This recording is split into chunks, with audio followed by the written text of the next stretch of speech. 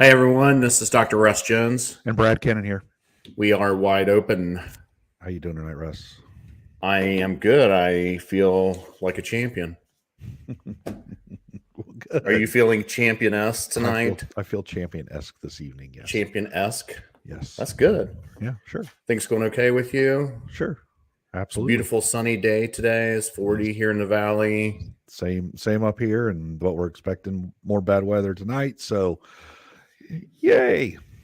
Yeah, I was trying to get into this back place of this park where there's a history of Bigfoot sightings, and you look at it on a map and it doesn't do it justice when you have to cross a creek 4 times.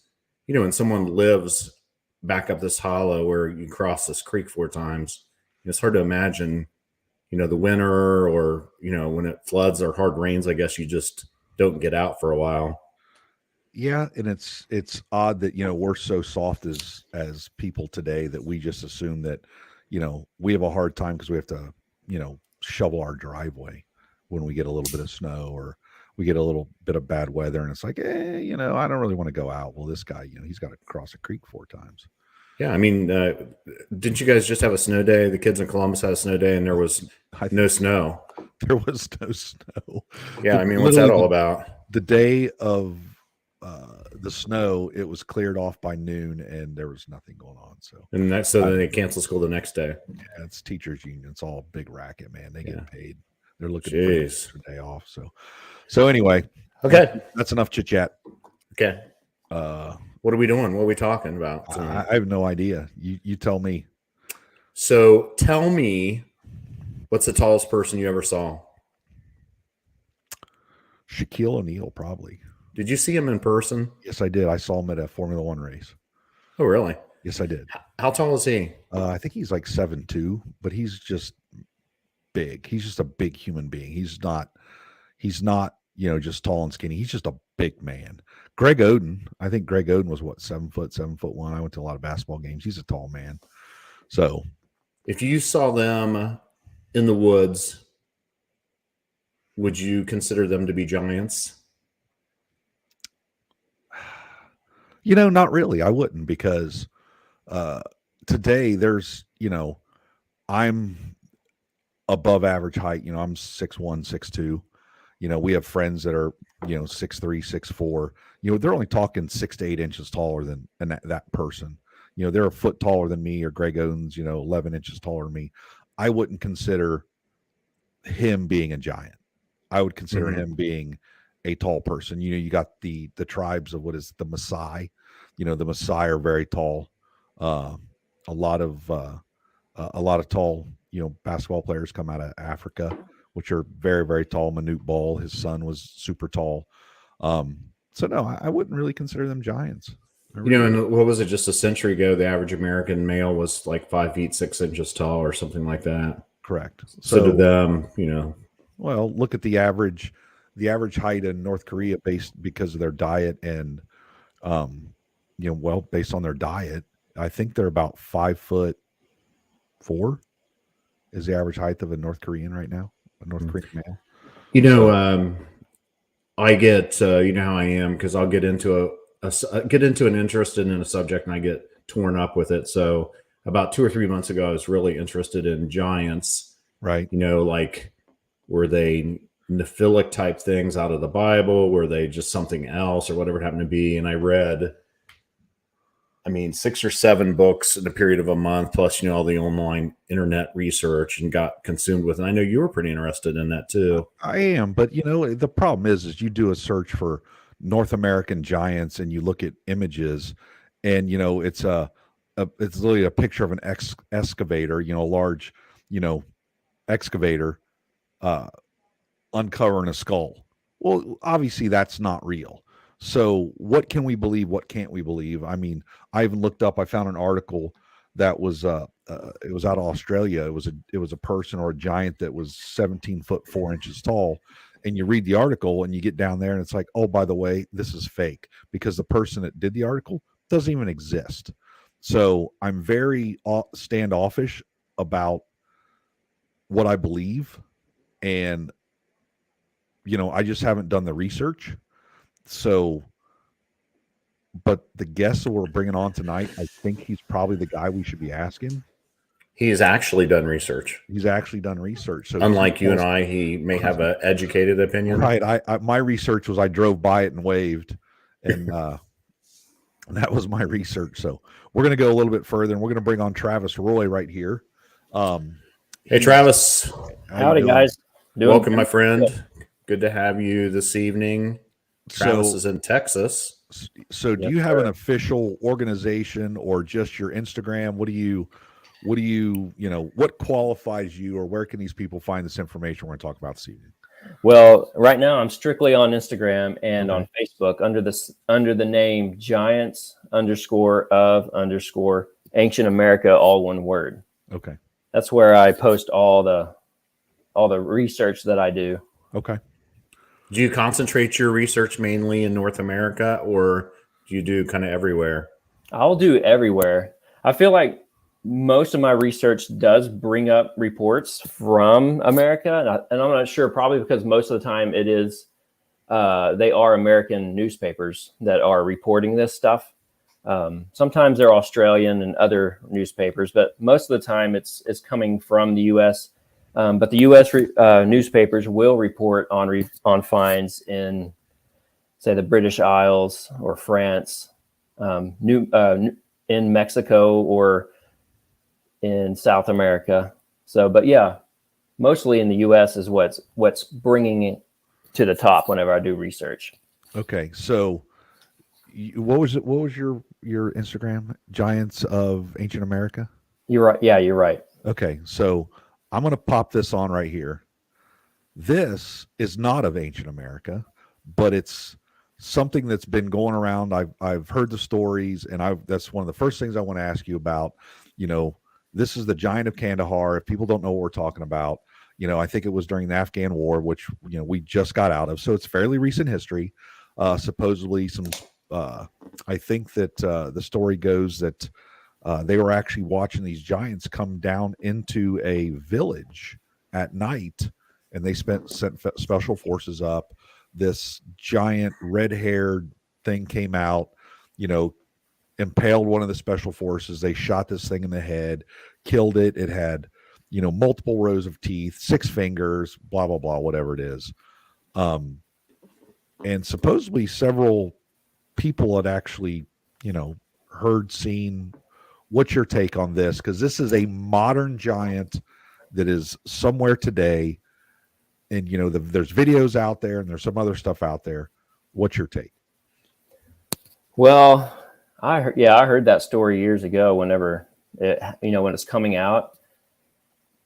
And I try to keep an open mind when I hear stories like that. And I don't see why it could not be true. Is the ones that we're seeing with the we were just talking about them before we came on about there's a lot of videos where they show the night vision giants are walking around the soldiers, tanks and stuff, and this is modern day present stuff. Is that the same thing? I'm asking you guys because I don't know. Is this the same type of animal or creature or whatever it happens to be that they're seeing now? Yes, I believe so. I think it's the same as what this Kandahar giant was. Of course, a lot of this night vision, they're not able to see the color of the hair, but they do say that it seemed to have hair on its head and it did not seem to have hair on its body. I don't know how you could tell that, but that's what the reports were. And something else that strikes me is I know that I think read some articles or maybe heard you on another podcast or something, and red hair seems to be a common theme. I know that here in North America, maybe I think there was a fair-haired tribe of them somewhere, but it seems like the red hair, that Celtic, Scottish background, whatever that is, seems to be a common theme. So that tends to give me a little more credence, except the 2 rows of teeth does not. But I did find an article that was written in the 1800s, I do believe, that talked about a giant that had 2 rows of teeth in it. So, there are similarities. Right. Yeah, I've come across that as well in my research of the double rows of teeth. Right. I've heard a lot of other people talk about it like it was like all the time. Honestly, I don't come across it that often, but I have come across it. Okay. So it is a thing. So it's like a genetic anomaly that is, we don't know, of course, is it some type of pituitary disorder, that we see, the acromegaly or whatever that we see with different Andre the Giant, the big wrestler, and some people like that, so whatever had this type of genetic disorder also was common for them to have 6 fingers or 2 rows of teeth, apparently. Yeah, I've come across a report where there was about 68 giants unearthed, and some of those giants had like horns coming from their skull. Oh yeah, I don't want that either. I don't want to do that. Like, yeah, so that's it's like, kind of like the whole dog man pig snout things. Yeah, I don't want to have. I don't want to have. I don't want to see anything with horns sticking up either. I don't like that. That's Yeah. so much. Yeah, I don't know what to think about it. And for years, I wouldn't like report on it at all. So like, I don't know what's up about that. But my point is like the double rows of teeth, it's something that's not supposed to be. The 6 fingers is not supposed to be. That kind of lends to the fact that these humans aren't normal humans. They come from a different bloodline that wasn't supposed to happen, and it caused problems. I kind of see the double rows of teeth as a problem. But yeah, going back to the red hair, you do have a point there that, yeah, there were red hair giants in America. And I would assume that there were red hair giants in the British Isles as well, kind of where the Celts were. Because you can kind of see it. If you're seeing it in Afghanistan now, possibly. I mean, I kind of buy into that story, but I mean, who's to say? I wasn't there, but I do tend to believe the other additional reports, don't even focus on the Kandahar giant, but the other ones saying like, I saw it in my night vision and it stood up and it wasn't a group of men. It was one man and it seemed to be about 15 feet tall. Oh, wow. So it was taller than the tree that it was squatting beside. So is there cover for that type of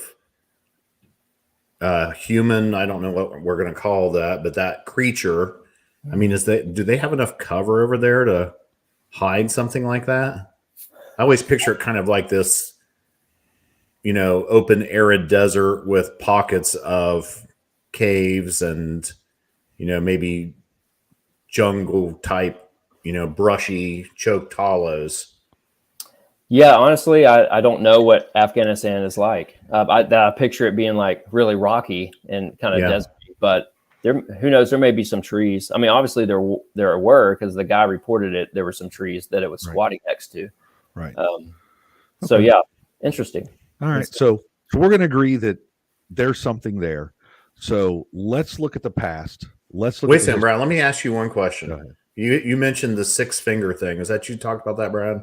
Yeah, that's what's in the report.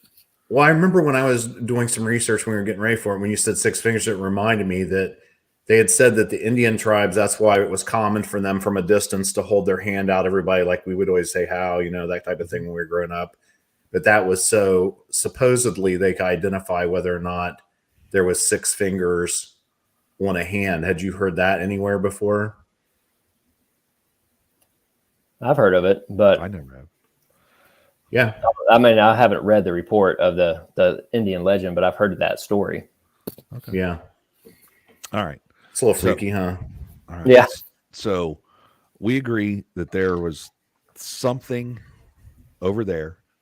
Now, if there was something over there, then there's got to be something here in the United States over history, over time. In fact, I live 40 minutes north of the Serpent Mound in Chillicothe. I had family down there, so I would literally pass it twice every Sunday. We would drive right past and wave to the serpent. I know that I had heard a guy talk that worked there, said that for years there was a 11 or 12 foot, whatever, giant skeleton in a glass case in the building for the Serpent Mound. One day somebody came in from the federal government, took that body, never saw it again. It was gone, and it had been there for years and years and years. That was So, somebody in your family that had seen that, Brad? no, I actually heard a gentleman talking about it down there. Okay. So here's something that really, really bothers me, because you have how many articles? Probably, you post every other day articles, hundreds and hundreds of articles. This is a part of the history of the world, United States, and we have buried it. The government has buried it. Have they buried it? Are these things real, or are these things just pituitary gland gone wrong? Or are they tribes of humans? Because I've heard people talk about, Ohio, there's a lot of mounds in Ohio, and they're trying to define that, hey, back using technology back then, a guy with a wheelbarrow and a shovel, which a wheelbarrow didn't even exist. They've never found one. It would take them, 1,000 years or whatever it was to build this mound, where if it was a giant and they could move mass volumes easier, it would take whatever. So let's go ahead and get into that. Yeah. No, I actually believe that this isn't a something where they have a pituitary gland problem. I believe it's a real group of people, because some of these reports that I come up with, they're like the bones were very thick, or the teeth were like horse's teeth, or the skull was 1 inch to 1.5 inches thick. Wow. Or at the shoulders, he was 4 feet wide. It was 8 feet tall and 4 feet wide. Right. This is very common in these reports that I come up with, or I don't come up with them, that I research. I don't want it to sound funny, like I'm making this stuff up. I'm getting this from I'm searching a website where you can go and look up newspapers from the Library of Congress. So it's just public domain. You can go search it yourself, throw in the search word. It's pulling up a real newspaper, but you have to dig around and find what you're looking for. A lot of times you don't find what you're looking for. You might be talking about a giant, sloth or something, or, what I'm saying. But yeah, so I do believe that this is a real thing, and that, maybe they are covering it up. Why are there so many in the Ohio Valley? Why is that such a popular area historically for these things? That's a good question. It does seem that there were a lot more larger mounds there than other places of the U.S. There's some massive mounds up there. And I have found a whole lot of reports from there. And so I don't know if I'm not really familiar with the area, because I haven't traveled up there that often, but I believe there's some riverways that go up that way. Yeah. I guess you'd have to go upstream, but maybe they were traveling the riverways, because back then there weren't highways, of course. Sure. Right. So I think they were navigating upstream. That makes sense. So what is, you've done this a lot, and have you run across an article, an item, something that just kind of was that aha moment of, man, this really is an amazing article. It points to the truth, and this is something that, is real. I would have to say, there's the ones that kind of give names of people. Okay. Or a lot of times they'll throw out a name of a farmer or something like that. Okay. And if you were to go research that and find out that these guys actually existed, here's one here. That's a good question. Okay. I come from the background of just believing it already. So I come at it okay, all these reports has to put some, truth to it, but I get what you're coming from. But here's one from Mexico. Skeletons of giants are found. This is from the Evening Star, Washington, D.C., 1925. Several ancient giant skeletons ranging from 10 foot to 12 foot tall found in a cave. Their feet average 18 inches to 20 inches in length. One of the most interesting recent discoveries in Mexico is that, reported by prospecting miners operating a new gold and silver mining district in the state of Chihuahua, according to one of the engineers who has reached Mexico City from the Sierra Madre range of mountains where the operations are being carried on, there have been discovered several human skeletons measuring from 10 to 12 feet in length. They were all found in one cave, being quite intact. The average length of the feet was from 18 to 20 inches. So the Anthropological Department of Mexican government is planning to send a commission to investigate the discoveries. The investigation is expected to clear up the origin of the wonderful Indians of the state of Chihuahua.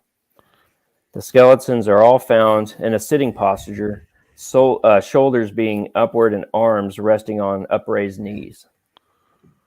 So just an example of articles that I discovered. So that was as recent as 1925, which, that's not even 100 years ago. Because obviously, there's a lot of excavation going on, but, we're not excavating mounds. And if, there's Indian mounds and places like that around, they're protected. We don't go into them. If a guy's digging up his farm and finds a giant skeleton and he calls the local university, what happens? Does the government step in and take that discovery? I'm sure they do. Yeah, I think so. I think it was about the 40s, wasn't it, that we started losing a lot of these giant reports at that point. I don't know if that means that a lot of the land had been, excavated, or, the caves had kind of been gone through, so that we were finding a lot of the stuff. But I noticed when I was doing research that it was around the 40s that we start tearing so much. Is that what you've noticed as well? Yeah, I've noticed that. And I've come across a few articles talking about the Smithsonian. My first article I came across was in 1891 from the Pittsburgh Dispatch, and it's kind of back and forth, so I won't read the whole thing, but sure. The gist of it was the Smithsonian Institute of Washington, D.C. argues for the right to excavate and display prehistoric skeletons. So they were into this in the mid to late 1800s. I have another report from this is from 1895. This is long story short. It's a museum. It's a dime museum that was going out of business, being shut down, and they had some things there. And one of the things that they had was a 9-foot mummy of an Indian. Okay. And the Smithsonian saw the article or the advertisement from the museum selling off their stuff. So they sent 3 different men from the Smithsonian there, and it has their names here too. I have yet to look them up to see if they're legit, but we could, and we might find out that they are. So it names them, and it says, after a long and careful examination, they pronounced the mummy to be real, and the giant, they said hold on. Sorry, I got the wrong page here. Okay. All the experts who have examined the giant mummy, which is nearly 9 feet in height, think it is a curiosity fit to be placed at the National Museum. And that's from the Atlanta Constitution in 1895. So essentially, because I remember that there was actually some of the people in charge of the Smithsonian and some of the government institutions actually were not scientists. Some of them were even ministers. That the basics of it is that the government was taking some of the things because they were concerned that these giants might in some way harm people's belief in creationism. And so a lot of people believe that the Smithsonian destroyed a lot of the giants or the bones. There's a lot of historical pictures. You'll see a whole town standing in front of the skeleton, but then the skeleton went to Smithsonian. Supposedly it doesn't exist anymore, but you have this picture with the whole town in front of it.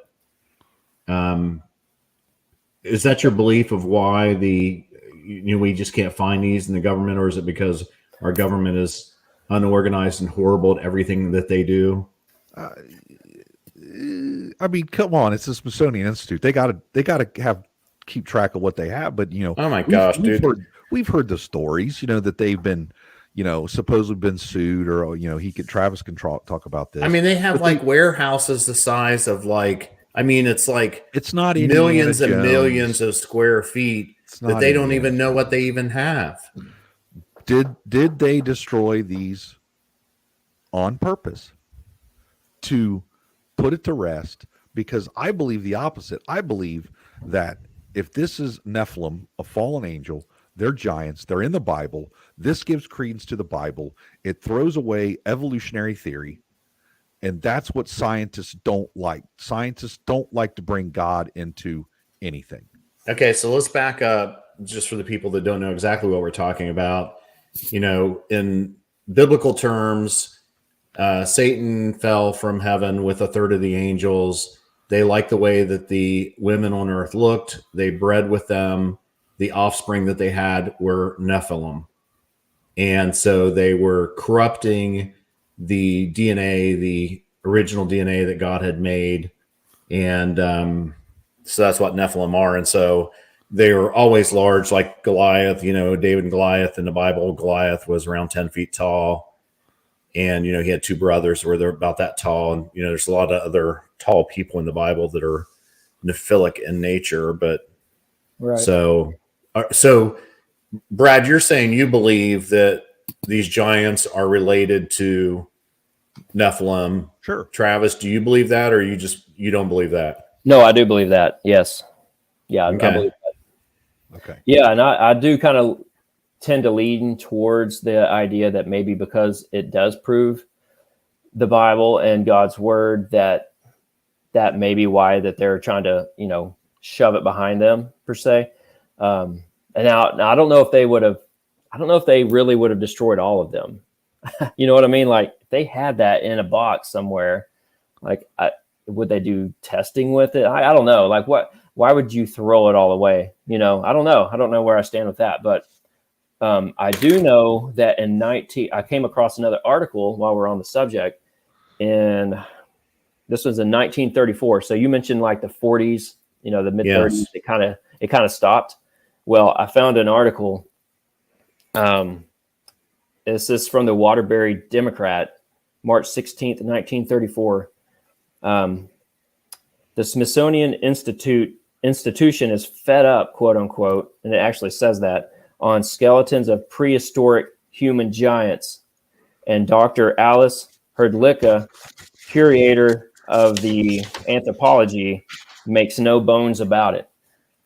So around 1934, they were tired of hearing about people, because they didn't have control of people finding this stuff, right? It was like a road graders were finding it, or there was a water main leak on a ranch and it blew out the side of this hill or washed it out, and there was this giant, or they were building a railroad and they cut through this mound and here are these giants. And so the Smithsonian report, this report here says the Smithsonian was tired of it.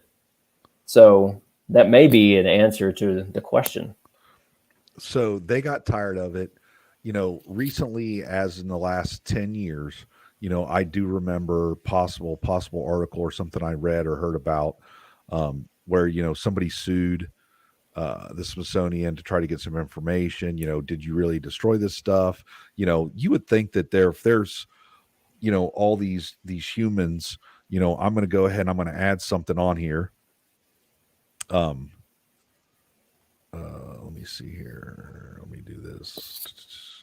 I'm going to add this. So this is supposedly the top, the giants on record, top 10 giant discovery in America.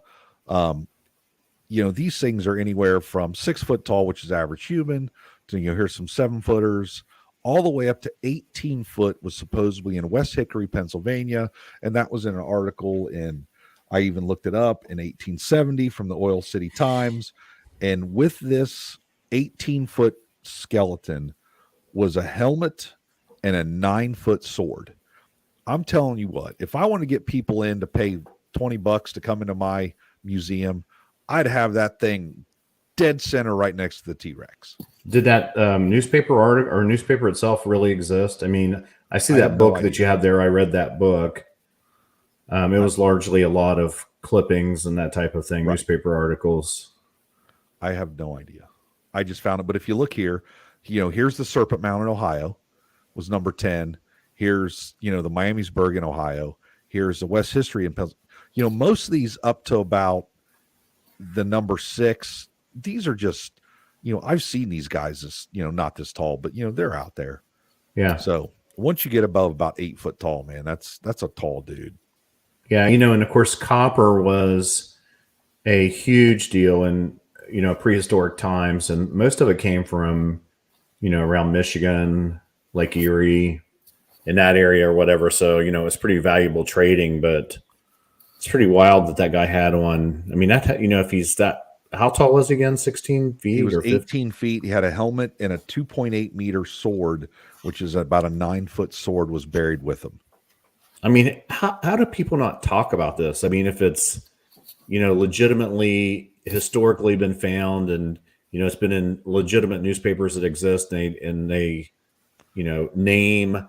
Is this go back to, like I always talk about with Bigfoot, everybody's busy and everybody's living their life. And, you go on here a little while ago, I was doing some radio show in Toronto and the guys they don't know anything about Bigfoot. They just want to have a Bigfoot guy on there asking me the same questions that all the Bigfoot guys got asked 20 years ago. And we've already worked through and we already know the answers to them, but they're just busy and they're living their life and they're interested in whatever. And so much like Bigfoot, giant people aren't following what's being, historically brought up or come to light or whatever it happens to be because, they got kids they're trying to raise, they're doing their job, they're interested in the NFL and Chris show, whatever it happens to be. Do you think that's the deal, Travis, that people are just not interested in it? I think that's a big thing. And that's why I like to blast this stuff out, because people are doing their daily stuff. They're going to work, they're getting coffee, they're going, they're watching their favorite Netflix show.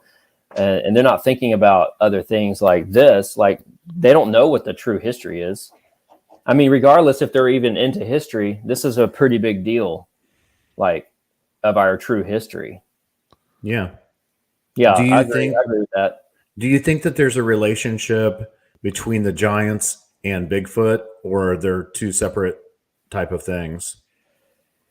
No, I do believe that there's probably a relationship between them. I'm sure I have a feeling that they are related. I'm still kind of looking into that personally.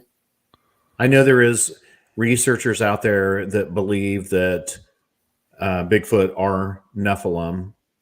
That's not what I believe, but I know that there is people that believe that. Everybody, has to work through their own beliefs that way. Right.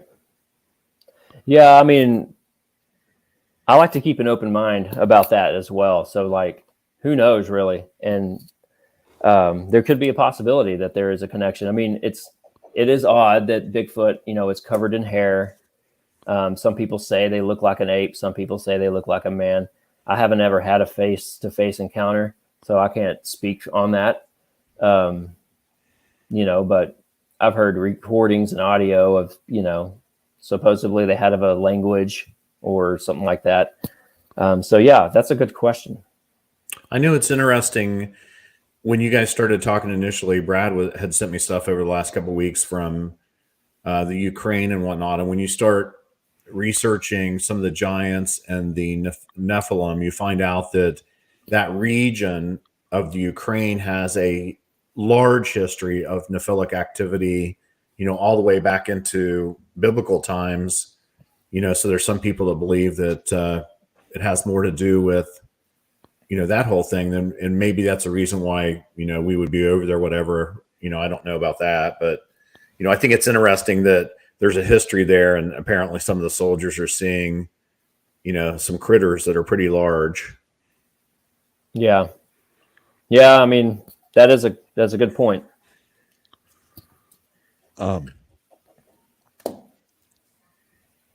So how many articles have you read about this?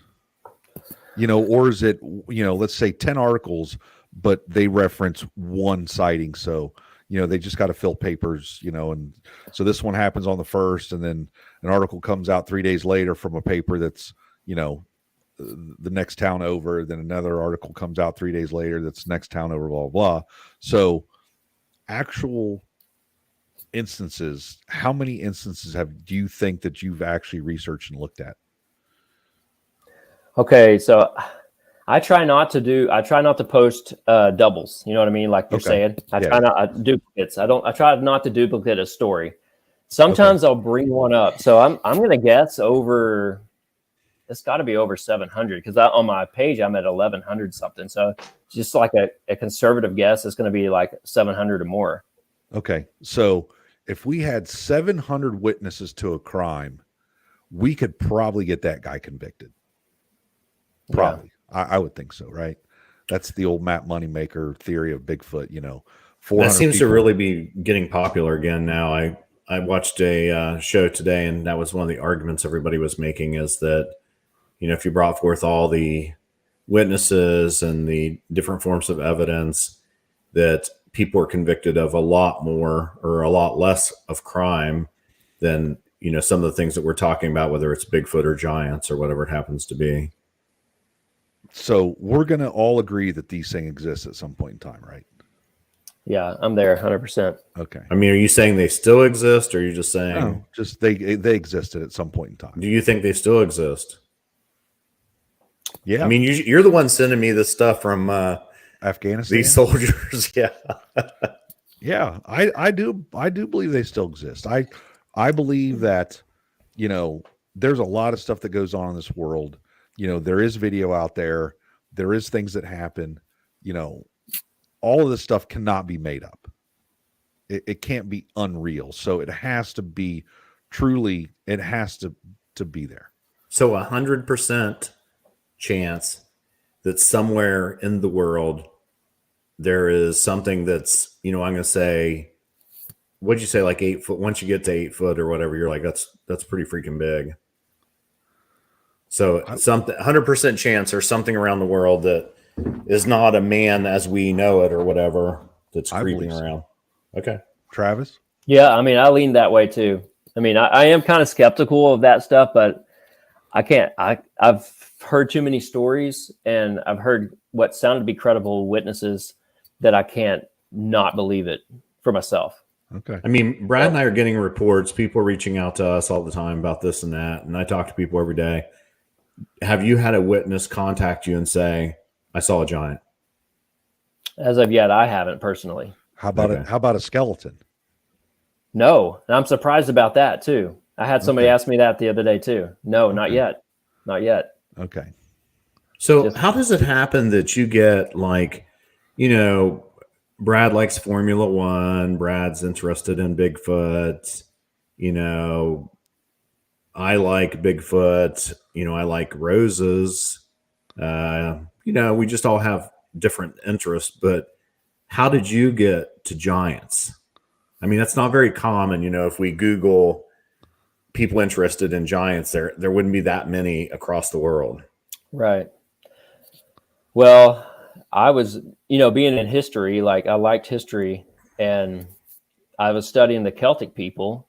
And as I studied them, you come across the head burial mounds, and I came across that there were some giants buried. And of course, you see the massive stones that they erected throughout the Western Europe area into the British Isles. And so that kind of led me into the giants. I was like, well, you know, I grew up in the church and I heard about David and Goliath. I was like, I never didn't not believe that. I always believed it to be true, just, you know, taking it just strictly faith, right? And so I was like, and then I came across other books, but, you know, they were just printed out, like typed out. I was like, man, you know what? I need to see this for myself. And so I started to do my own research. And that's when I started to come across, you know, multiple accounts. I was like, I really need to document this. And so that's how it started. Like, it's fascinating. Have you got a chance to actually go see any of the giant or large skeletons that are around? Where are they? I'd go see one. No, I haven't. Russ? I mean, are you hiding some information here? Or what? No. Yeah, I found one on a farm, and I got it at a barn. I know that a lot of the mounds that were, I forget the exact number now, but I want to say around 60% of the mounds that they had found in the Ohio Valley when they were excavated, there was nothing there. You know, like the bones had deteriorated, and, you know, they're just maybe there were different levels of people. Maybe there were commoners that didn't have the copper or other types of ornament with them that we see in, like that one, Brad, that Chrysip mound or whatever, that's in Charleston that was on there. You know, I drive past that all the time. My dry cleaners is literally, I park in front of it to get it. At one point, there was actually a bar on top of that mound. Now there's not, but you know, at one point historically, like, I don't know, 100 years ago or something. But, you know, I know when they excavated, there was like, you know, 7 or 8 skeletons that were like 7 feet tall or whatever it happens to be. And, you know, it's pretty common here in the valley where we have the large river that goes out and hits the Ohio. Mm-hmm. I mean, you were talking about Chillicothe, Ohio, a minute ago. I have a report here from 1897 from there. 10 skeletons were found in 2 mounds by Dr. Loveberry, the curator of the Ohio State University Museum. Oh, wow. One was that of a giant fully 8 feet tall. It is the most notable find yet. And then that's the end of the article. So I'm going to one-up you. Okay. And I'm going to pull one up here. Sure. November 16th, 1891. Mr. Warren Moorhead and Dr. Creason have opened the most interesting prehistoric relic yet discovered in America on a farm 7 miles west of Chillicothe. They exhumed a massive skeleton of a human encased in copper armor from a long mound. The mouth contained a genuine pearls of large size, but were much damaged. At the side of the armored skeleton was another skeleton, supposed that of a woman. The discoverers think that they have found the king and queen of the mound builders. So, yeah. And that was in Chillicothe as well. That was 7 miles west of Chillicothe. So that gives us 10 of your article, plus another 2 if they're not the same. And the serpent mound is down there. So in order to build one of these serpent mounds, you know, they didn't have wheelbarrows, and you know, it would take quite a bit of effort because they're very large. So if there was a tribe of giants, that they absolutely could have built that. What about the you know, Brad, I was telling you about how there was this here in Charleston, 8 miles of stone wall, and the Indians knew that the people were there. They were dark colored people. They called them sun worshipers.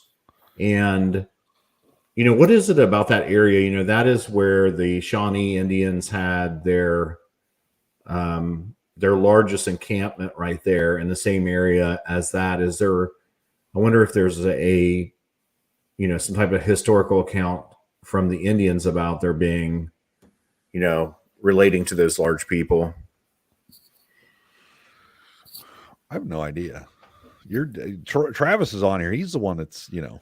Have you heard anything? Have you ever done any research related to that, Travis? You know, like a lot of times the Bigfooters, we pay attention to Native American counts of Bigfoot and some of the behaviors that, you know, for instance, I was making an argument in one episode that we were doing about, while I was sure that Bigfoot may manipulate trees or that type of thing, or tree structures, that it was one thing that the Indians didn't talk about. And so that meant it less likely that it probably happened as much, because they talk about, you know, Bigfoot whistling and, you know, watch out for your women and children. And, you know, they throw stones, you know, and some of the other things. And so it seems like that we would have some historical accounts of the Indians dealing with the giants. Now, of course, I say that, and I'm thinking about the Loveland Cave situation in the Western United States, where the Indians were doing battled with the fair red-haired giant people, and apparently chased them all into a cave and lit a fire in front of it or something, and killed them off. Right. That's the Paiute Indians. That's their tale. And they supposedly, they still had, when she wrote that book, in their family, like treasures, they still had like a like some of that hair from the giants, like that reddish. It was like an auburn red hair. So yeah. And then there are some accounts, but yeah, that I haven't talked. I would love to talk to some old Native Americans and just to see what has been passed down, but I haven't come across very much. Some articles I've come across, they will refer to Indian legend. Like, here was a giant we found, and it kind of lends the credence to this Indian legend that was around this area. And I'm kind of referring to like areas around Arizona, kind of like where the Anasazi Indians were from. Yeah.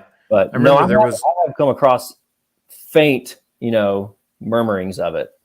I remember there was a red-haired tribe of fair-colored men that was in Kentucky that, there was some type of historical accounts. It's interesting that they seem to be commonly in areas where there's, caves. So I don't know whether,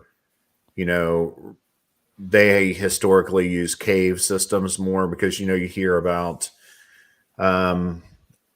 in Russia, the troops were over there and there was a man that came rushing out of a cave and had like a loincloth on and very primitive type clothing, kind of like a Neanderthal, and the troops shot him. And, he was using a cave. And of course, when we go back to, when we're finding all of our ancestors now, we're finding that, of course, they were using caves as opposed to the Indians were not doing that so much. Yeah.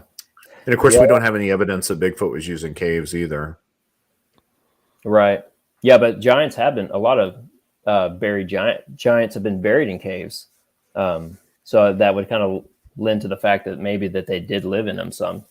But no, there's a curse. There was here's a story of the Indians, the Shawnee Indians. There's a tale of the curse of yellow hair, and that's a race of giants on the Ohio River. And their chief was called Yellow Hair. They were like a light-skinned giant race, and the Shawnee Indians kind of fought them off. That's the Indian legend. Okay. I mean, that might be the ones that were in Kentucky. Yeah. Because, of course, the Shawnee were where Brad's from, just south of there is where they most commonly were or whatever. In that whole thing, Tecumseh and, Right. Cornstalk here in West Virginia and parts of Kentucky and whatnot. So I have to ask you, like every single day when I am in the office, there'll be somebody who walks past me and asks me about Bigfoot or want to tell me something or whatever. It's an interesting thing to be interested in. So do people come and talk to you about it? And what is your dad? I know you work with your father. I mean, what does your family think about you being interested in giants and doing shows and podcasts and whatnot about giants? I mean, honestly, I don't talk a lot about it because you kind of get a highbrow look, when you talk about this stuff. I'm sure it's much like Bigfoot. People ever raise the eyebrows at you and act like you're crazy. I don't know. You know what I mean? Like, so I try not to talk about it too much just because, people think you're odd, but like my immediate family, they're cool with it. I mean, it's not their take. I mean, it's not their taste of subject, so they don't really get into it too much, but I remember one time I did a newspaper article and they were asking me something along the lines of what we were talking about. And I said that if everybody knew what I knew about Bigfoot, they would probably feel the same way that I did, but they just don't. And I'm sure that if people knew everything about giants that you knew, they'd probably be more open-minded to it as well. Yeah. Yeah, maybe so. I mean, I personally, years ago, I got ridiculed by a preacher about studying giants, which is kind of odd. And so, I don't know. I enjoy getting kind of in the background and just doing my research and blasting it out there, and kind of letting it speak for itself. Because I feel like the history is not being taught. I mean, obviously it's not being taught. So this is like a way that I can kind of just throw some historical articles out there. I mean, hey, it's just a newspaper, but you can look up the area. Like if it's somewhere in Kentucky, you can look up to your area. And that's why I try to hashtag the area. So if somebody is looking up hashtags, they may see it. I don't know. That's just kind of why I do it. And I feel better doing it that way. Yeah. So I went back and I know that Russ had actually shared something with me and I couldn't remember where it was from. And it was actually from you. And it was a giant defensive hill fortification in Ross County that's Chillicothe once again, which was 140 acres. And this thing, you wrote that there's, the mound builders erect these massive temple and burial mounds. They also built huge defensive hill fortifications. Now, like I said, in order for a human that is back in the day, what are we talking? We're talking ancient Romans. The average height was 5'5", and these people were in massive cities. That means they had agriculture, so they had food. They weren't just looking for sustenance every day. Unlike the North Koreans of today that are average about 5'4", because there is just no food. So these people had plenty of sustenance, nutrition, better food than we have today, and they were still only 5.5 feet tall. So the Indians, the Incas, the Mayans, these people are still, not being racist by any way, shape, or form. You go to Mexico, I'm 6'2". I'm generally the tallest person in the grocery store. But for those people to build 140-acre fortified structures with walls, I just don't see it happening. I don't think they have a large enough population. Is that something that's found throughout quite a few places, in America, along where they found giant skeletons? Yeah. And I'm going to try to start posting more on that. I've got a book, and you could pick this book up too. It's called Ancient Monuments of the Mississippi Valley, and it's by Squire and Davis, and they worked for the Smithsonian. They don't report on giant skeleton sizes at all. But they do report on the mounds, what kind of mounds. There were some mounds they didn't know what they were for, but there were burial mounds, temple mounds, pyramid-shaped mounds, and all these hill forts. I think there's one, it may be the wrong spot. I think it's in Tennessee maybe, but I may be wrong on that. Somewhere on the east, it's called Fort Ancient, and you may know of this. But it's another fort, pretty big fort, that is built by these peoples. And so I thought I might start posting more about that because, they were mound builders, but what else did they do? There's legends of them building canal systems down in like the bayous. I've got to rediscover that account. I've come across an account in the newspapers where it says that the mound builders and the giants built like the bayous might have come from that because they are canals that connect riverways to each other. And that's just mind blowing that they might have been doing so much stuff like that. Is that the genetic advantage of why you would be a giant? Is one, I guess, because, you could terrorize the little people, or that, it's just strictly a physical manifestation that you can get more done if you're larger and stronger. Because usually there's some, there's around the globe, people are modified, to be able to, just like animals, with Bergman's rule, the farther from the equator, the larger the animals. The deer in, Florida are smaller than the deer in Canada, and so forth and so on. People believe that Bigfoot's the same way. The tracks are commensurate with that, largely. At one time, they even did a study in the 80s that the tracks on average were larger the farther north than they were down south. So, I think that genetically, if something is a certain size, there's a reason for it to be a certain size. And so, I guess if you can answer that, maybe you can answer why there would be giants. They're fallen angels. I thought we, okay. I thought we, they are what they are. That's my take.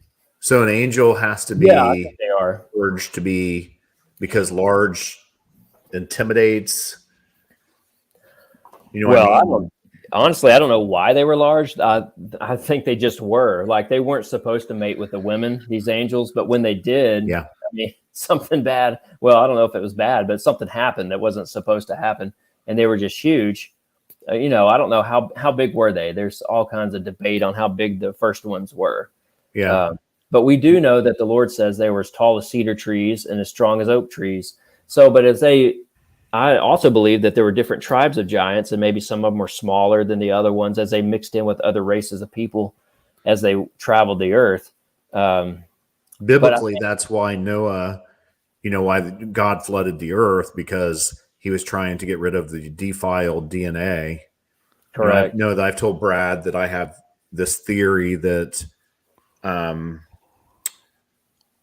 that's why we have, in many cases, evil in the world, and that the devil would try to be getting people together that had higher ratios or percentages of the nephilic DNA, so that they were creating something or somebody that was more likely to do things that were more in line with what they had. But it's hard to know these things. I mean, it's fun to debate them. Right. Yeah. That's a good thought. Yeah. So anyway, we're getting down to the end. Do we have any last thoughts on this thing? We've determined that they did exist. We're talking 700 articles that you've independently researched and read, that people have written this stuff, and hopefully they just didn't write it because they had nothing better to do. It was actual facts. So we have determined that. We have determined, and anybody can do it, see it, whatever. Go to Newark, Ohio, and there's a large mound up there that they believe was built by giants. You go to the Serpent Mound, you go to mounds all over Ohio, the Midwest, and the Ohio Valley. There's the river, or the Ohio River Valley. So Mississippi River Valley, all that stuff, they're everywhere. So that's what you're saying, because you've guaranteed 100% that they're still real. I think I'm just saying that until the 40s, we were still finding things, I mean, I don't know what that means prior to that, but I mean, there is reports still that, we're getting. I don't know that we have any reports from around the world of people seeing giants now, except for in the Ukraine area or Afghanistan. In Afghanistan. I'm sorry. So do we have reports of anywhere else in the world that they're reporting giants still to this day? I've heard people say that in the Solomon Islands, they see them. That's all I know, though. I haven't researched that personally myself. So okay. we don't know if they're existing today. We'll throw that at a coin flip at this point in time. Okay. But we do know that the Smithsonian Institute, our federal government's natural history, whatever, they're supposed to have all the greatest things. They got Elvis's jacket or Fonz's jacket, Elvis's stuff. They've got the history of America. They had these things. They told people to quit calling them basically on them, and they took them and they destroyed them, or they lost them in their 1 million square foot warehouses, just like you don't believe that, though. You're confident that they're organized, whereas I'm not confident, just like the that anyway. Right? Absolutely. They're unorganized, inept. They are horrible compared to anything the private sector does. There's nothing that our government does better than the private sector.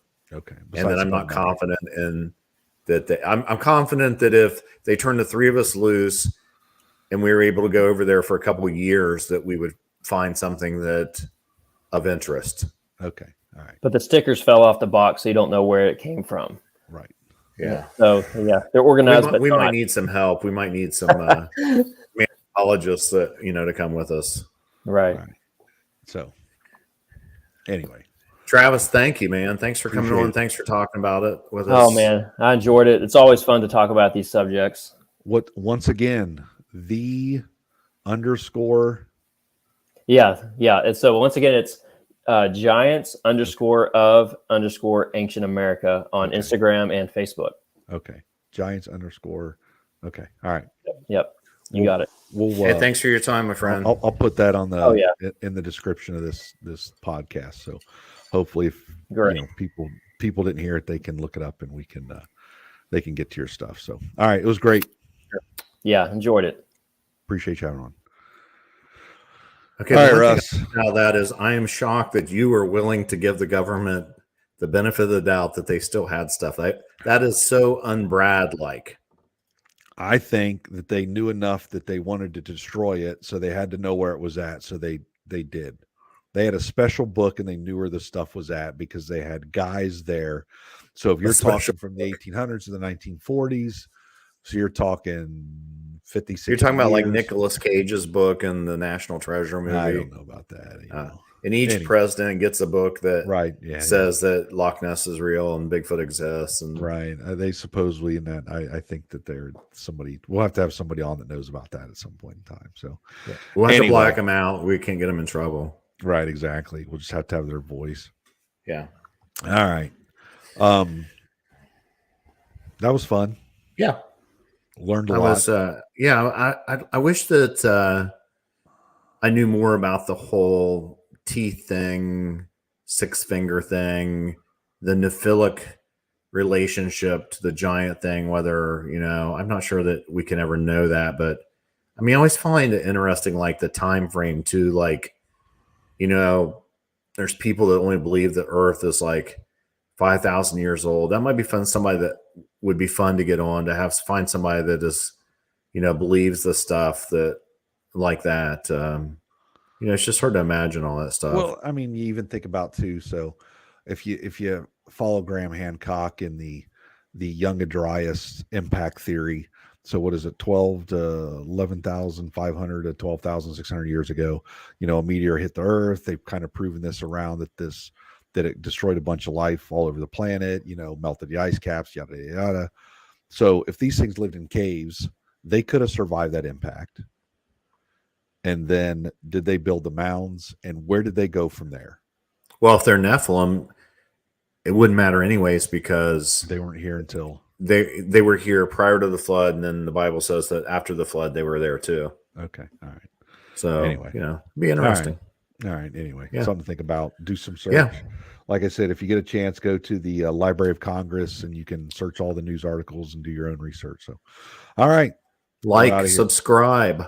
Yeah. Wide Open Research, Untold Radio, The BigfootDoc.com. Wide Open Research on Instagram, wideopenresearch@gmail.com. If you have any articles you want to contact us there, you can DM us on Wide Open Research on Instagram. Russ is on Twitter. I am not. All I did was get in arguments with people, so I stayed off of there. I only talk about Bigfoot, though. I only post about Bigfoot. Right. And I don't read the comments of anything because I generally do not care. There we go. Thanks, everybody, for listening. We appreciate you for tolerating us another hour. Yep. And we are out of here.